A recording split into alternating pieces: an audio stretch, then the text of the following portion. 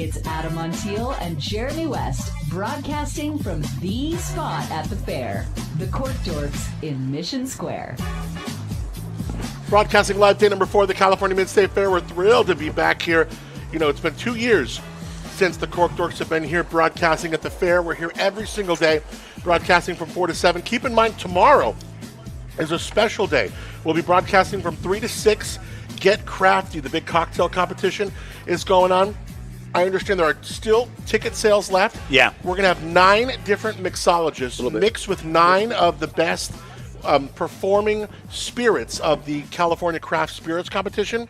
Right behind me, they're going to be doing a tasting. For $30, you're going to be able to taste 9 cocktails.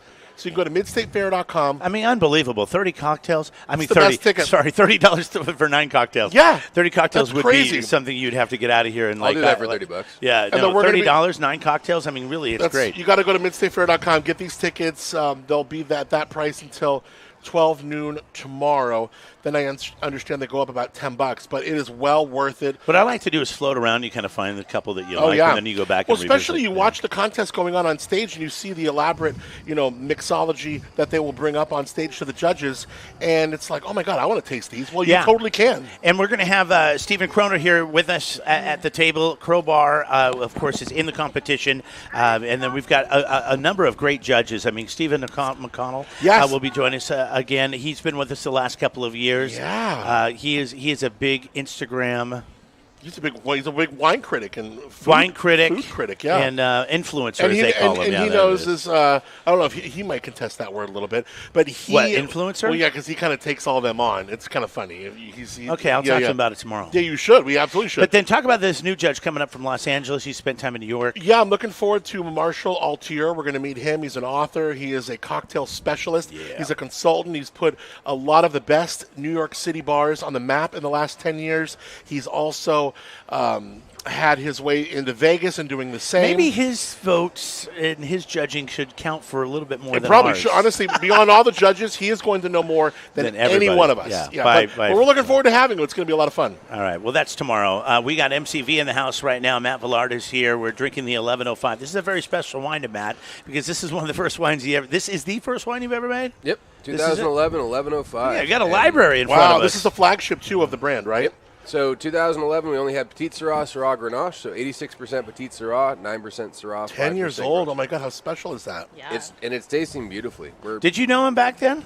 I did. So that's actually how we met. So Matt was buying grapes from a vineyard that I was working at the time, and the owner called and was like, oh, I'm sending in this guy. He's going to buy Grenache, and he came in and left. You're like, oh, my God, this cute guy came in. He no, bought fruit. Not at all, actually. No, that's not how it went. How'd it go? No, I was just like, okay, like whatever. He tasted. He was really quiet and in a hurry, and then he reached out to me a couple months later. Like this was probably in like September, probably like August. He was struck by Teresa. November.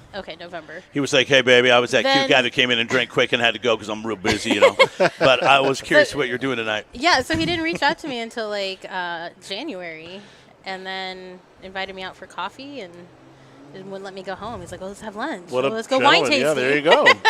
One thing I love about 2011, you, it's one of these years that we've talked about that, was a tougher year because there was some frost, it was cooler, it was wetter, and 2011 was really panned by a lot of critics as far as Napa, and I felt like that kind of spilled down to us. But you talk to Paso people, they made some great wines in 2011.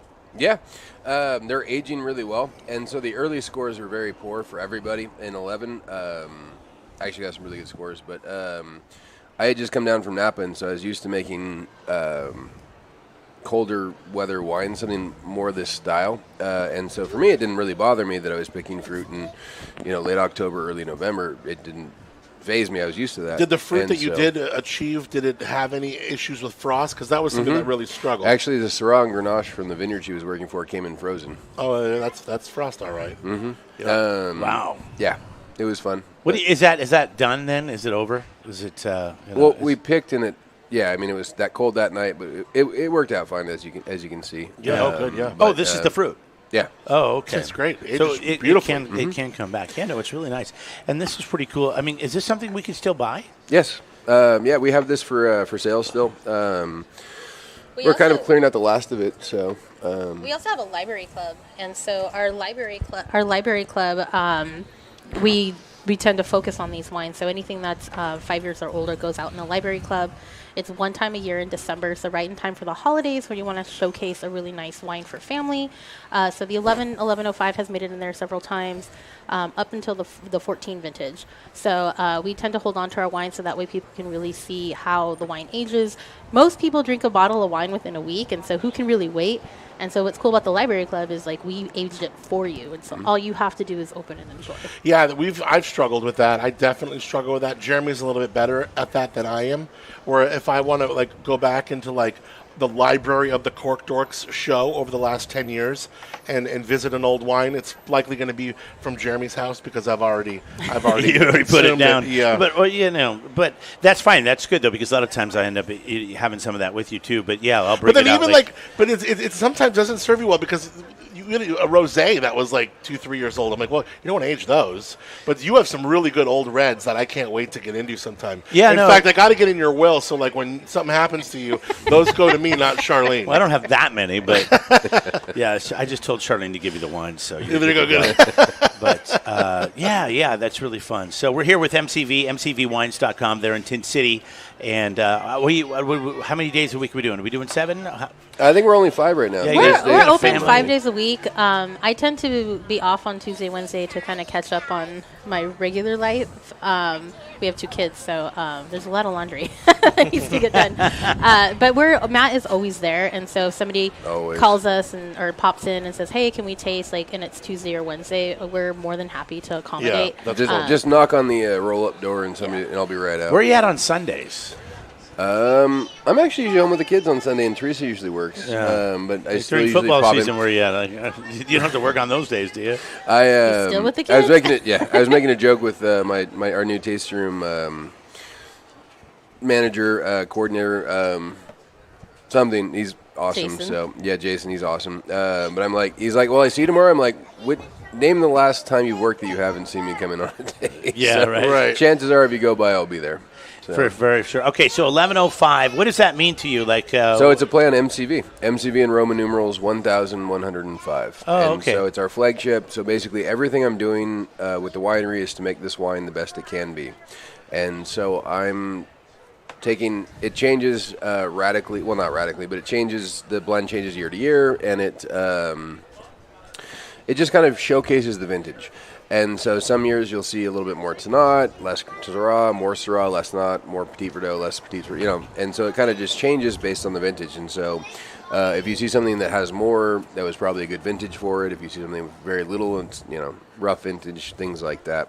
So the best barrels, the best things that we sample throughout its journey, they will end up in the 1105 SKU. Usually, we do our blending on around Christmas time. Actually, it's Teresa and myself and my dad and my sister. We get together and I put together these blends, and they taste, and then give me notes, and then I go back and reblend, and we kind of do it as this project, and a little bit, right? Do you have a problem with Petit Syrah? No, I love Petit Syrah. I love Petit Syrah. Can you hear this? I mean, these are all bottles of Petit Syrah. Okay? That's right. We got a lot more wine to get through. We have 4 different Petit Syrahs, all different vineyards. No, one of them is a duplicate, but it's okay. We can pretend it's not if you want. Yeah, there you go. But so we got Rosewind. We're going to get to these coming up in a minute. Petit Syrah is what I do, though. If you come to our tasting room, we do like a regular tasting where it's like a mix of everything, but then we do Petit Syrah centric tastings, so you can try all the Petit Syrahs kind of side by side, see the different vineyards and how they they differ so much, even though they're 100% Petit Syrahs. Because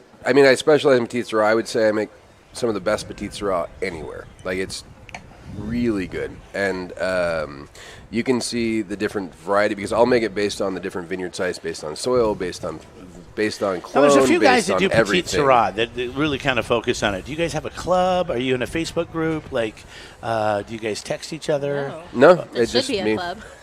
There are some, but no, I'm thinking Aaron Jackson. I know. I do mine. I make Petit Syrah my way. Isn't he in Tin City too? Yes. He is. Yeah. Okay, he is. Also, but it's fun to taste wines like the MCV Petite Sirah because we've talked about this.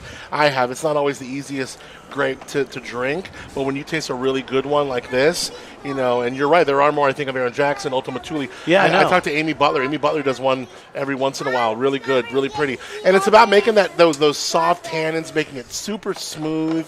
And that's what you offer here. And I'm really looking forward to it because a lot of times, Jeremy, when someone does a Petite Sirah, they likely do one. Right. But in fact, I think probably 100% of the time they probably do one. But to have a brand like MCV that does numerous different interpretations and blends and all that of a Petite Sirah on its own, this is going to be really fun to compare. I want to get into the next 1105 real quick because I know. Sure. Is this a current vintage? Is this like an 18 or 19? This is our current release in tasting room. We're on the 17. Okay. We're just about to move to the Look 18. at you holding on to wines, making sure they're ready to go. 17. I mean, right now we're drinking a lot of 18s and 19s, so that's kind of fun. All right, let me get this down. We are, like I said, we're just about to move over to the 18. We're just finishing the last of the 17, and we will be on the 18 here pretty quickly. But in 17, it's 58% Petite Sirah, 14% Syrah, 11% Tannat, 8% Petit Verdot, 8% Grenache, 1% Viognier. And so, let me pull these out of the ice. They're getting a little cold. And this one too. There you go.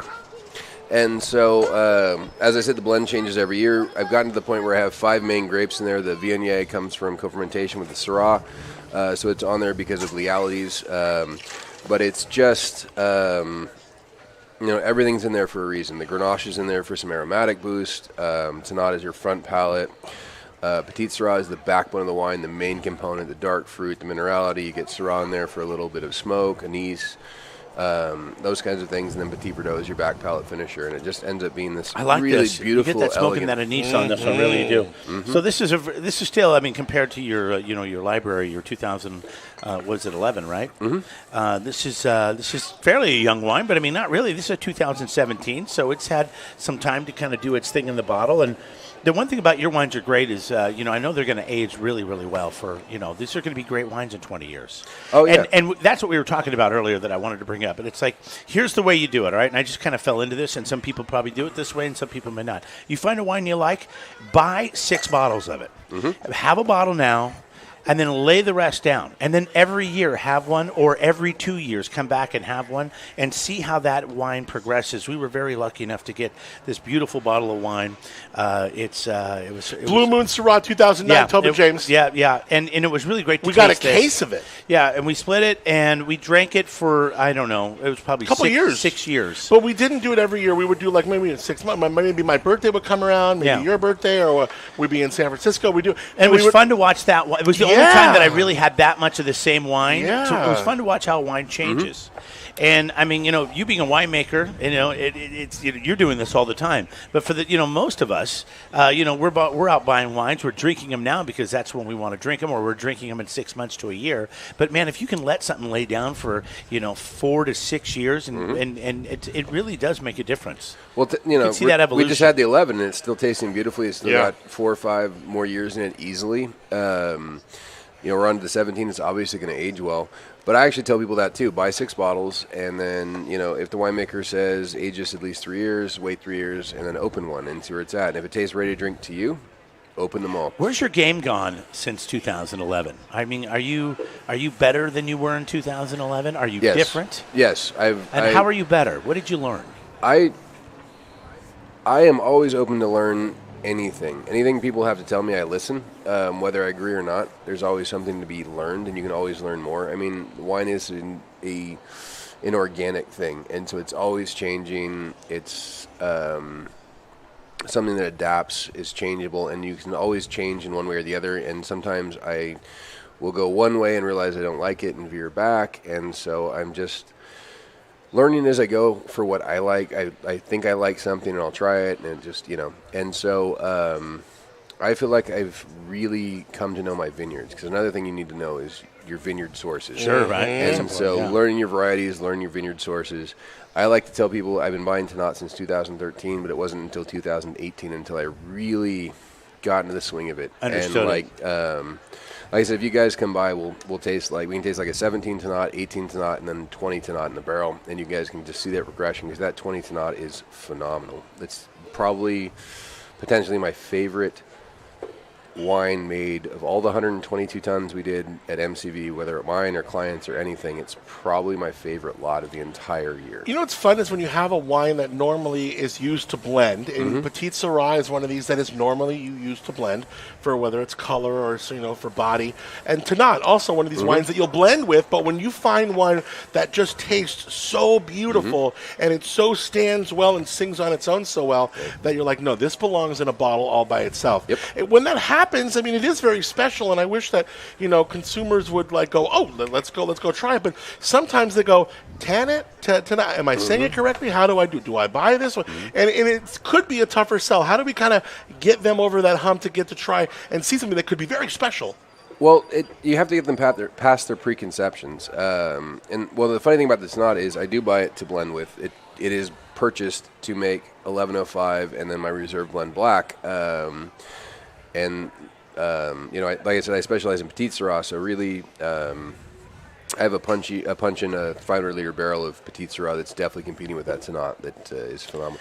But it's a matter of getting them past the preconceptions. I did a private tasting and a barrel tasting with some people this morning, and we were tasting through, and they were talking about that, the average consumer just wants Cab or Chardonnay or Pinot Noir or something. Yeah.